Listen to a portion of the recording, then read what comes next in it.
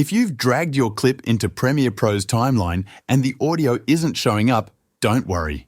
This is a common issue with a simple fix. Let's go through it step by step. First, check your timeline settings. Look at the left side of your timeline where you'll see track selectors like V1 for video and A1 for audio. Make sure both V1 and A1 are highlighted. If only V1 is selected, the video will appear on the timeline, but the audio won't. To fix this, click on A1 to activate it.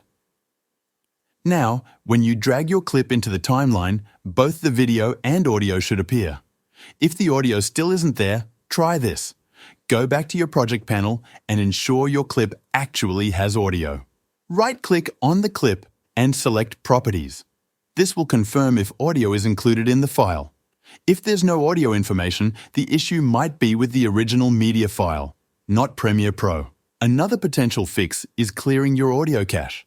Go to the top menu, click Edit, then Preferences, and select Media Cache.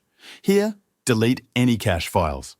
Once cleared, restart Premiere Pro and try importing your clip again. With these steps, you should have no trouble resolving the issue. Thanks for watching.